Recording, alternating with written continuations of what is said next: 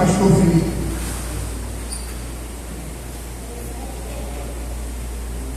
Boa noite, irmã igreja. Boa noite.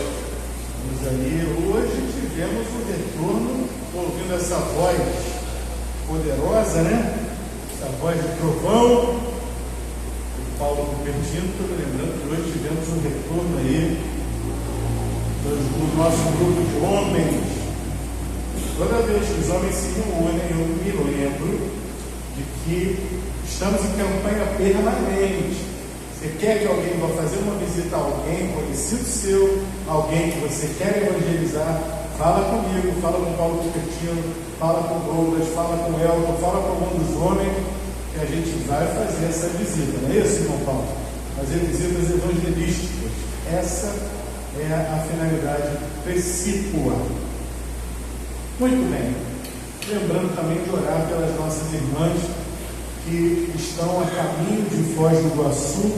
Imagino que já tenham chegado. Já chegaram, gente? Já estão lá.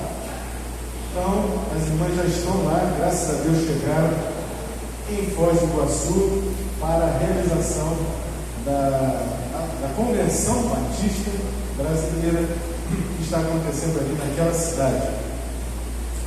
Meus irmãos, a gente fala sempre que a vida não é bolinha, que a vida não é fácil, que a vida tem dificuldades, mas há algumas dificuldades que são bonitas, há algumas lutas que são realmente tão fortes, tão doloridas, que deixam até o mais otimista dos homens ou das mulheres arriado. Me lembro de ocasiões como essas que estão acontecendo nesse momento, quando tem chuvarada, quando casas vão abaixo. Aconteceu na região serrana alguns anos atrás, aliás, quase todo verão acontece. Aconteceu agora em Acari, a Igreja Batista lá em Acari está se solidarizando ali com as pessoas do entorno, e tantas outras igrejas estão ajudando.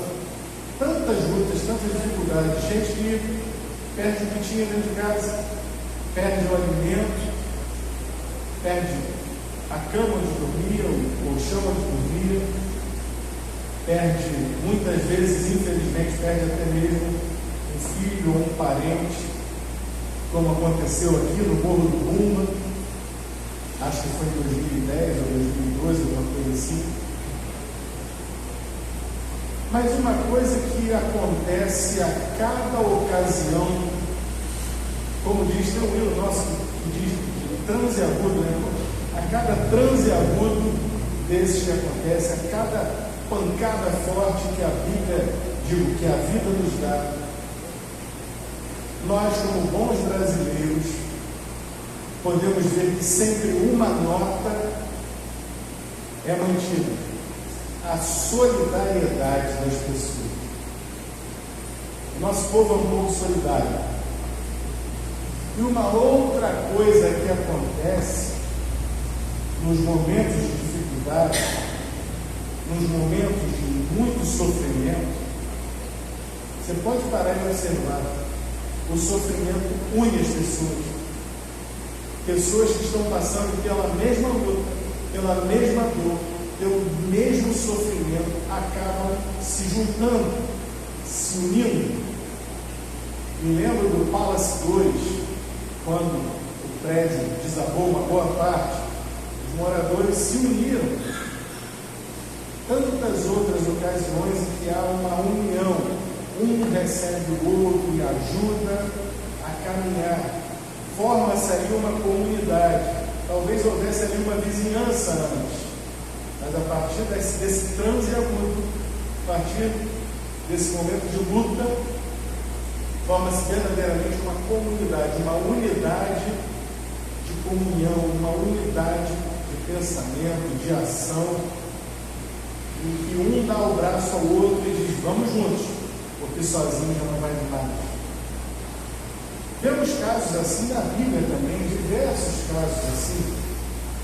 O próprio rei Salomão, ele vai dizer lá em Provérbios, capítulo 19, 17, versículo 17, um dos primeiros versículos seguramente que eu decorei na vida, diz assim: em todo tempo amo o amigo, e para a hora da angústia, na hora da angústia nasce quem? O irmão. Na hora que a coisa aperta, que você vai ver quem é e quem não é. Quem só estava ali para ajudar nas horas em que a coisa estava boa, colava contigo na hora que a coisa estava boa, mas na hora que a coisa aperta, pula fora. Outro exemplo disso, o Senhor Jesus traz isso numa parábola.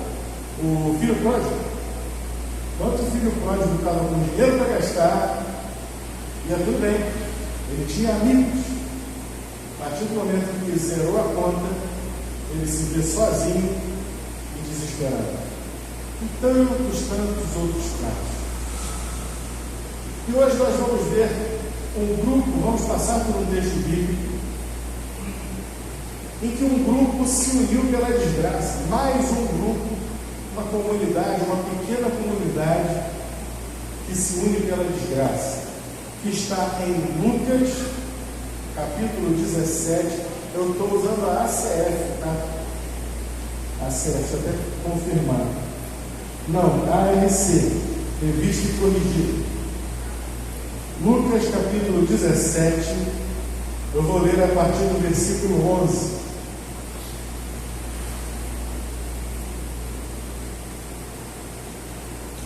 Na Revista e Corrigida. Lucas 17, 11. Diz assim: e aconteceu que indo ele, quem é ele? O Senhor Jesus. Indo ele a Jerusalém, passou pelo meio de Samaria e da Galiléia, e entrando numa certa aldeia, saíram-lhe ao encontro 10 homens leprosos, os quais pararam de longe, e levantaram a voz, dizendo: Jesus, Mestre, tem misericórdia de nós. E ele, vendo-os, disse-lhes: ide e mostrai-vos aos sacerdotes. E aconteceu que, indo eles, ficaram limpos.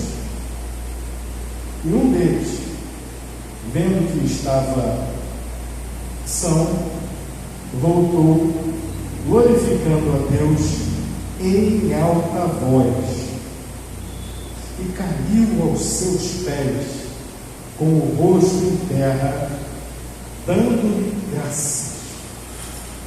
E este era samaritano. E respondendo, Jesus disse: não foram 10 os limpos? Onde estão os 9? Não houve quem voltasse para dar glória a Deus, senão este estrangeiro?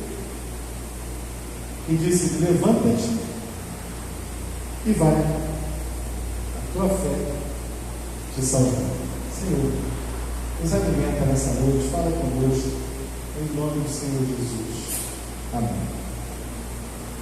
Essa é uma história de um grupo unido pela adversidade. Um grupo de pessoas que, pelo que o texto nos apresenta, aparentemente tem aqui um grupo heterogêneo. Sim, porque os conceitos e preconceitos, eles se levantam entre os grupos sociais. O pobre que não conhece nem o rico: o rico é um safado, o rico é ladrão. O rico que não conhece verdadeiramente nenhum pobre, nunca parou para conversar efetivamente, ele pode deixar essa gente sem cultura, essa gente sem estudo. Tem gente que tem preconceito de cor, raça, etnia, tantos outros preconceitos. Isso está no meio da sociedade. Mas na hora que a coisa aperta, aí, meu irmão, o sujeito que detestava o nordestino, ele vai ser abençoado por um nordestino. E E ele não vai falar, eu não quero a tua bênção, eu não quero a tua ajuda, não. Ele vai dizer, muito obrigado. Você agora é meu irmão. Já vimos isso aí. Aqui o que estava acontecendo era algo parecido, porque a Bíblia nos diz que os judeus e os samaritanos não se davam, se detestavam, se odiavam. E quando o judeu, se ele viesse da Galileia, que era o norte, e quisesse chegar na Judéia, que era o sul, ele não passaria por dentro de Samaria, que seria o caminho mais curto. Ele faria o caminho mais longo, para não passar por cidade de Samaritana. Esse era o nível do preconceito, esse era o nível da rixa, por que não dizer do ódio, que reinava entre os judeus e samaritanos. É que vimos que o Senhor Jesus, no seu trânsito na direção de Jerusalém, passou por cidades de Samaria e também da Galileia. E a certa altura, ele é interpelado por um grupo de 10. Os 10 eram leprosos. Eu não sei se os irmãos prestaram atenção, mas o final do versículo 12 diz: saíram-lhe ao encontro 10 homens leprosos, os quais pararam de longe. Havia uma norma vigente na lei de Moisés que determinava uma seguinte lei para o leproso. Quem fosse leproso não poderia morar na cidade. Quem fosse leproso e estivesse no caminho e cruzasse com alguém, tinha que avisar com antecedência, à distância, e tinha que avisar bem claramente: leproso, para que ninguém se aproximasse. Essa era a lei. Havia, além do apartheid grego, judeus contra samaritanos, nisso os judeus e samaritanos estavam juntos. Havia um apartheid contra quem? O leproso, os leprosos. O leproso, ele não tinha outro caminho na sua vida senão viver de esmolas, viver de doações. Ele não poderia morar com a sua família, ele tinha que ser destacado. Então forma-se aqui essa comunidade. E você pode observar que nessa comunidade, essa pequena comunidade de 10, havia judeus e havia samaritanos, porque o Senhor Jesus aponta no final: não eram 10, cadê os outros 9? E só um voltou, e foi esse estrangeiro. Ou seja, nitidamente havia ali judeus também. Não eram somente leprosos samaritanos, havia judeus e havia samaritanos unidos pela desgraça, unidos pela necessidade, pela dificuldade. E meus irmãos, o preconceito contra o leproso nesse tempo era algo terrível. Primeiro porque a lei já determinava esse apartheid: separa para que não pegue nos outros. Segundo, porque não havia medicina na época que curasse. Mas a mesma lei que determinava o apartheid também determinava o que aconteceria, como o leproso poderia ser decretado ou declarado curado. Para ser declarado curado, o leproso tinha que se apresentar às autoridades judaicas, tinha que ser apresentado às autoridades religiosas. E a autoridade religiosa, ao examinar, se visse que estava tudo bem, daria então a liberação para que ele voltasse a viver dentro da cidade, no contexto da família, e também retomasse a sua vida, as suas posses. E havia uma coisa também que deveria ser feita. O leproso curado, ele deveria oferecer um sacrifício determinado lá ao Senhor. Esses 10, enquanto viviam essa vida, com essa doença tão debilitante, tão terrível, veja bem, deixa eu dar uma explicação que precisa ser dada. Quando nós hoje, no século XXI, pensamos em lepra, nós pensamos numa doença chamada hanseníase. Mas a lepra da Bíblia não era necessariamente a hanseníase. Basicamente, qualquer coisa esquisita na pele já seria tida como lepra. A hanseníase é uma doença terrível. Ela realmente é terrível. A hanseníase é uma doença que, quando você pensa nela, você pensa assim: o que é um leproso? Eu me lembro que fui criado ali no subúrbio. Eu me lembro que eu subia as escadas da estação de trem do Meia e tinha uma senhorinha leprosa que ficava pedindo, na época que eu era adolescente. E ela não tinha os dedos. Ela não tinha os dedos de nenhuma das mãos, só o cotoquinho da mão. E ela ficava ali com aquele pote no meio ali das pessoas passando e pedindo. Aquilo ali é o que me vem à mente quando eu penso em lepra. Isso é a hanseníase. E se você perguntar a qualquer pessoa leiga, ela vai dizer: lepra, hanseníase, ela é uma doença terrível, porque ela faz com que você perca a orelha, os dedos, a ponta do nariz.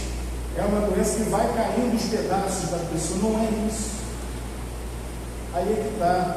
A hanseníase, ela não é isso. A lepra de verdade, ela é uma doença que acomete não o exterior do corpo, mas o interior.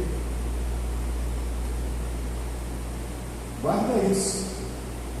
Às vezes a gente está preocupado com o exterior, mas a questão é o interior. Pegou? A lepra, a hanseníase, ela ataca os nervos. Os nervos, eles basicamente nos dão sensibilidade. Então, se os seus nervos são comidos pela doença, você necessariamente não vai mais ter sensibilidade. Perdendo a sensibilidade, você perde também uma coisa, um presente de Deus, chamado dor. Que é isso, pastor? Está dublando de médico agora? Não. Eu li um livro chamado A Dádiva da Dor, do Philip Yancey, que é um jornalista, que escreveu com um médico especialista em cirurgia de mão, chamado Dr. Paul Brand. E o Dr. Paul Brand trabalhava entre leprosos na Índia, e ele desenvolvia técnicas de cirurgia para devolver movimentos até a esses leprosos. Ele trabalhava entre leprosos. Então o Dr. Paul Brand, para citar um exemplo, ele conta de um menino. Uma vez ele estava tendo uma dificuldade para abrir um cadeado, forçava a chave, forçava e o cadeado não abria. Chega um menino de 12 anos e diz assim: só não está conseguindo abrir esse cadeado? Não. Ele disse: não, deixa eu ver aqui. Teve vontade de rir, né? Mas deixou. O menino foi lá e abriu o cadeado. Aí o doutor falou: não é possível, deixa eu ver a sua mão. O menino era leproso, ele não tinha mais a sensibilidade da dor. Então ele forçou. Por que a gente não consegue abrir as coisas? Porque dói. Porque a mão chega a um ponto que não consegue ir além. Porque há um sinal do nosso sistema nervoso avisando ao cérebro: não vai além, porque senão você vai causar um prejuízo. E não deu outra. Quando o doutor olhou a mão do jovem, tinha quebrado. E é nessa que o leproso perde dedo, porque ele pega infecção, não sente, nos pés principalmente. Ele pega infecção, não vê que está com o pé do atleta, não vê que ele deu alguma pancada mais forte. Sabe aquela pancada que a gente dá na quina da cama com o dedinho? Para o leproso aquilo não é nada. E o dedo fica ali quebrado, magoado, entortado. Chega a um ponto que não tem outro caminho, tem que amputar. Ou seja, a doença mesmo em si, a lepra, ela é uma doença interna. E externamente ela se manifesta. Mas quando a gente dá pela coisa, quando a gente percebe o problema exteriormente, a pessoa já está avançadamente prejudicada internamente. Essa explicação é necessária porque nós estamos aqui falando num contexto espiritual. E havia 10 homens aqui que tinham esse problema. Talvez nem todos tivessem hanseníase, talvez alguns tivessem uma erisipela ou algum problema assim, uma outra coisa parecida. Mas estavam todos juntos ali. E ainda que um tivesse a hanseníase e os outros todos não tivessem, poderia acontecer até pela falta de higiene deles acabarem todos contraindo. E uns contraindo os problemas dos outros. Não era uma comunidade saudável, era uma comunidade doente. Bom, eles cumprem a lei, eles de longe pararam e alertaram o Senhor Jesus e pediram a Ele. Pediram: Jesus, Mestre, tem misericórdia de nós. Meus irmãos, essas palavras são maravilhosas, porque elas nos mostram, primeiro, eles sabiam com quem estavam lidando. O nome dele é Jesus. Tem gente aí hoje discutindo, debatendo se é Yeshua, se é não sei o quê, inventando nomes aí, Yehoshua, Yeshua, não sei o quê. Não importa. Jesus. Eles o reconhecem como mestre. Mestre. E eles o reconhecem como alguém que pode solucionar o insolúvel, resolver o que não tinha cura. Que loucura! Imagina, Paulo, se você está ali, passa o leproso na rua e diz: Paulo, oi, tudo bom? Mestre, tem misericórdia de mim. Você vai fazer o quê? Você vai rir. Como assim vou ter misericórdia de você? Para curar a doença? Não tem essa autoridade, não tem esse poder. Jesus, Mestre, tem misericórdia de nós. Eles sabiam com quem estavam lidando. E isso mostra uma coisa que sem a qual é impossível agradar a Deus, que é a fé. Eles foram ao Senhor Jesus com fé. Tem misericórdia de nós. E a palavra de Jesus aqui, relatada por Lucas, pelo médico amado, sim, esse relato está sendo feito por um médico. Lucas, um médico, que se houvesse acontecido algo além disso aqui, provavelmente ele teria dito, como ele em tantos relatos explica um pouco mais do que aconteceu, mas não aqui. Aqui ele diz: ele, vendo-os, disse-lhes: ide mostrai-vos aos sacerdotes. O que Jesus está dizendo nas entrelinhas aqui é: tá bom, vocês já estão curados. Porque para alguém ir se mostrar ao sacerdote, a lei dizia, acabei de avisar, de falar para os irmãos ainda agora, só ia ao sacerdote quem estava curado. Ele já dá a palavra dali mesmo: vão e se mostrem aos sacerdotes. Uma palavra que exigia fé, que exigia certeza. Para citar um outro exemplo bíblico, Naamã, também leproso. que era chefe dos exércitos da Síria, Naamã, o profeta diz: vai lá, toma 7 banhos no Rio Jordão. Naamã discute, diz: não, que negócio é esse? Lá na minha terra tem rio melhor do que esse Jordão aqui, como é que eu vou dar 7 mergulhos? Aqui não aconteceu isso. Quando a palavra do Senhor foi direcionada a eles simplesmente viraram as costas e foram na direção das autoridades religiosas. Isso demanda fé, meus irmãos. Isso demanda fé, porque eles sabiam que somente poderiam se apresentar se estivessem curados. Então eles saíram dali crendo que a cura aconteceria. Isso é uma coisa que é interessante para nós. Geralmente a gente aponta o erro do jovem. Toda a pregação que você ouviu até hoje provavelmente falou sobre o erro do jovem, de não terem voltado, de não terem agradecido. Mas lembra que eu estou falando desde o começo aqui da pequena comunidade formada por eles.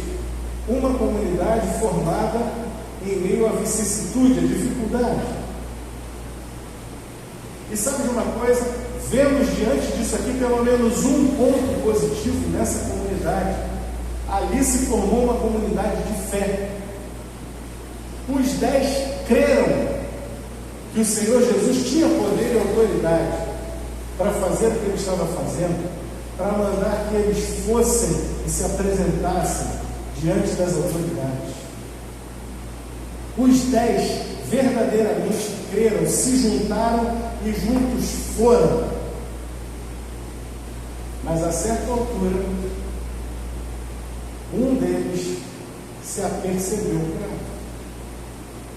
E quando ele viu que estava curado, houve um sentimento diferente no seu coração. E ele volta. Não sabemos o que aconteceu com os outros 9. Não sabemos se os outros 9 também perceberam, porque aí a gente precisa falar um pouco aqui de comunidade, porque nós somos uma comunidade de fé. E o que nós temos a aprender com essa pequena comunidade? Temos a aprender que sim, havia ali uma comunidade de fé. Ok, ótimo, maravilhoso. Que havia comunhão entre eles, uma comunhão de desígnio e uma comunhão de fé. Onde um ia, todos iam. Aquilo que nós criamos, nós iríamos buscar. Cremos que Jesus vai nos curar, vamos a Ele. Ele nos mandou ir, vamos àquelas autoridades. Mas assim como nessa pequena comunidade, a nossa comunidade de fé, que pode ser a nossa família, que pode ser o nosso pequeno grupo, que pode ser a nossa igreja, ela é formada por pessoas diferentes. E no contexto de pessoas diferentes, nós encontramos pessoas que podem até ter um mesmo problema em comum, como era o caso desse, mas em níveis diferentes. Gente que tem um problema mais agravado, gente que está no começo do problema. Gente que tem uma crise mais aguda, gente que nem experimenta tanta crise assim, mas sim, está na crise. E nós vamos encontrar gente altamente motivada e gente que vai se deixar levar pelo grupo. Irmãos, estão entendendo? Nós vamos encontrar pessoas que têm uma visão muito curta da vida, que enxergam tudo assim, limitado, e vamos encontrar gente que está 10 passos à frente. Nós vamos encontrar gente que vai ter fé do tamanho de um grão de mostarda, e vamos ter gente que vai ter fé do tamanho do pé de mostarda. Isso talvez ajude a entender o que aconteceu com aquele grupo.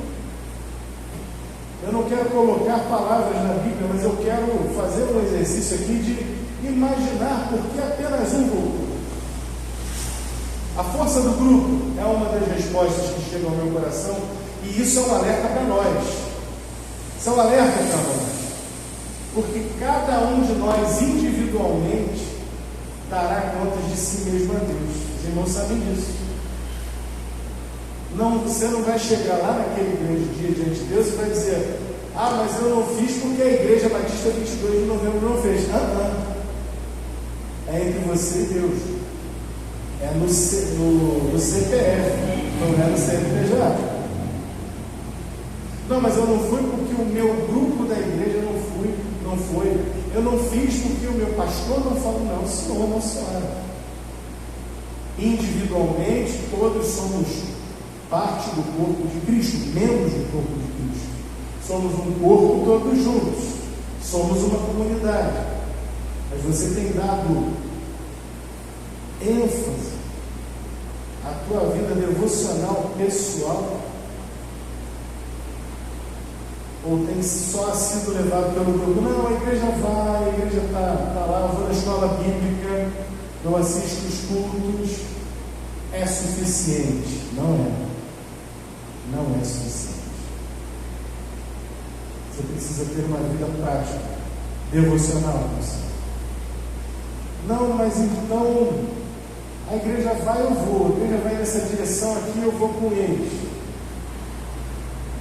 Quantas igrejas hoje, inclusive nossas, batistas, estão se perdendo? Estão perdendo totalmente o rumo por conta desse tipo de comportamento. De aquele crente batista, fiel, verdadeiro, com o coração na causa e na Bíblia, conhecedor da palavra de Deus, das nossas doutrinas. Ele vê que está acontecendo um movimento esquisito ali na igreja dele, que está entrando ali um tipo de doutrina meio estranho. E ele diz: a igreja está indo por aí, a igreja é do Senhor, eu não vou criar caso não, eu vou seguir com isso aí. E hoje nós temos igrejas batistas da convenção que tem até apóstolo,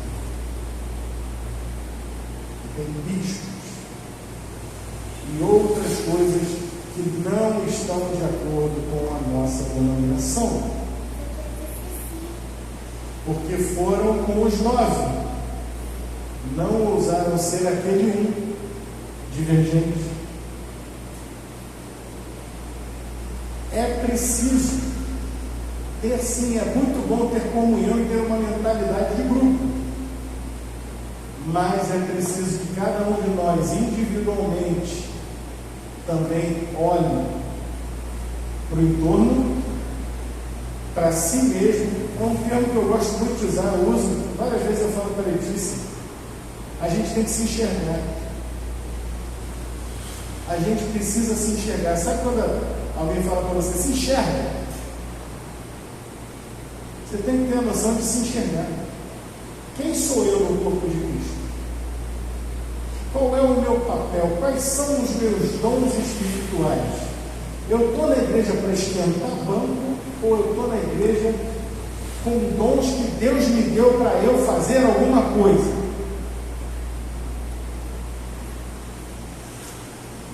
Tem gente que tranquilamente como é que é a 3S, né?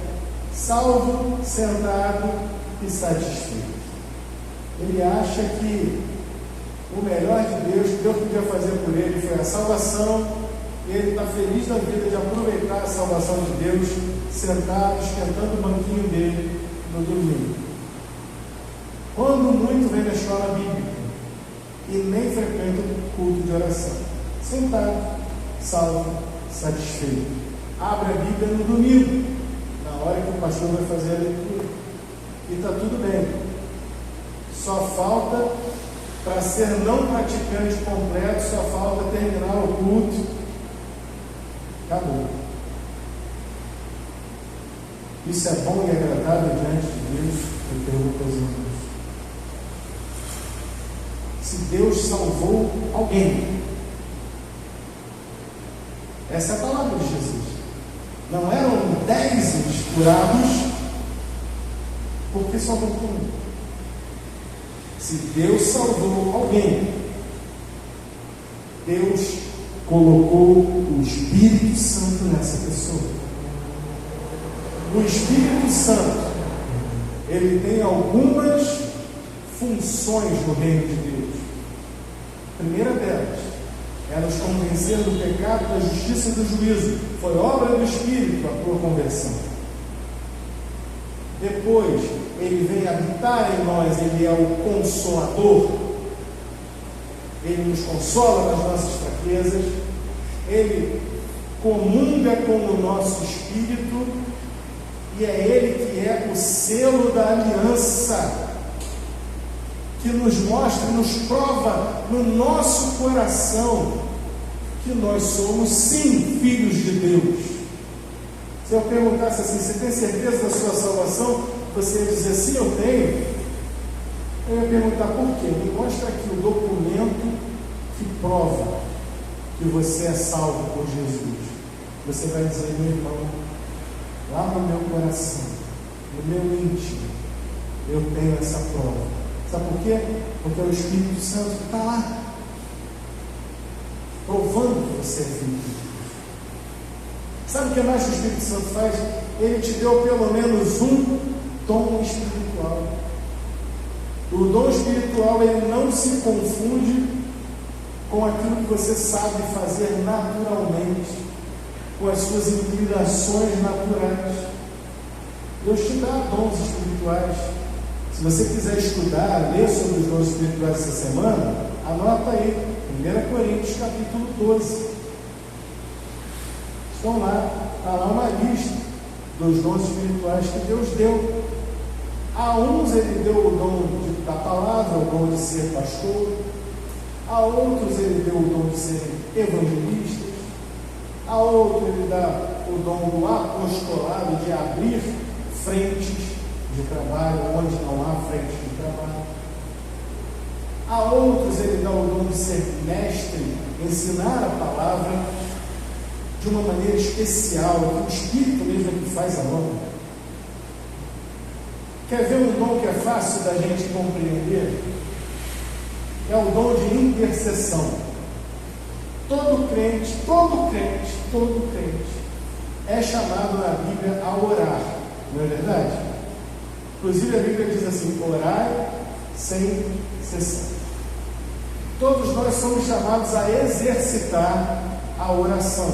Isso se chama disciplina espiritual. Você se disciplina a orar, a buscar a Deus, a falar com Deus, a ter comunhão com Deus. Mas entre nós, no corpo de Cristo, na igreja, há alguns, o Espírito Santo dá algo além. Ele dá uma capacitação diferenciada para a oração, que é o dom da intercessão.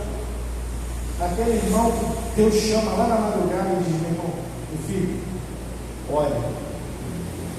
E a pessoa já acorda, mesmo onde ela estiver, no ônibus, na condução, ela sente aquele peso de oração e ela diz, devo orar por fulano de tal. Devo orar sobre tal assunto. Devo buscar a face do Senhor. E aquele peso de oração vai sendo colocado aos pés do Senhor. Por quê? Porque o Espírito Santo tocou. Há pessoas que têm esse dom. O resto tem que exercitar a oração na briga, na disciplina. Mas a esses o Senhor dá um dom. Tem gente que tem dom de socorro. O Espírito Santo tinha que pôr com alguma coisa. Ele te deu alguma coisa para você servir a igreja. Pelo menos um dom, cada um de nós que somos salvos temos. E eu espero que não seja o caso de nós um dia chegarmos diante do Senhor e o Senhor dizer assim, ué, não eram 9? Cadê a aplicação dos dons que eu dei? Não eram 10? Cadê a aplicação dos dons que eu dei nos outros 10? Por que essa igreja não avançou como deveria avançar se havia 10 ali com dons? Por que esse grupo se destacou e só teve um que efetivamente voltou e se pôs aos pés do Senhor. É uma péssima média, 10%. Você já pensou se 10% de nós aqui que somos igreja, apenas 10% voltássemos verdadeiramente aos pés do Senhor em gratidão, em serviço? Esse episódio nos ensina com muita profundidade que a salvação do Senhor, que a libertação do Senhor, que a provisão do Senhor na nossa vida, ela vem, mas Ele espera algo. Ele espera que isso seja colocado em gratidão aos pés dele. Senão Ele não falaria o que falou. Ué, dei para 10, só voltou um. E esse estrangeiro? Esse texto sirva nessa noite, meus irmãos, para nos alertar. Nos alertar. Estamos nesse grupo. Quem somos nós nesse grupo? Somos aqueles que voltam e estão aos pés do Senhor. Senhor, obrigado. Obrigado por essa grande libertação. Obrigado por essa cura maravilhosa, por fazer o impossível por mim. Ou estamos mais preocupados em ir lá nas autoridades, pegar o certificado de que estamos curados, voltar para a nossa vida e viver do jeito que a gente quer? Eu creio que a resposta está nesse texto. Eu creio que a resposta ela está colocada exatamente nas palavras do Senhor Jesus, na decepção que Ele mostra com os nós e na palavra que Ele dá para aquele, o único que veio. O Senhor nos ajuda a viver uma vida cristã verdadeiramente aos pés do Senhor, em gratidão, em serviço, e não: Senhor, obrigado por todas as bênçãos, valeu mesmo, vou viver a minha vida. Já tem muito disso por aí. Em nome de Jesus, nós não possamos viver isso. Nós possamos experimentar a cada dia o ajoelhar, o agradecer, o servir ao Senhor. Deus, que o Senhor possa complementar essa palavra nos nossos corações, em nome do Senhor Jesus. Amém.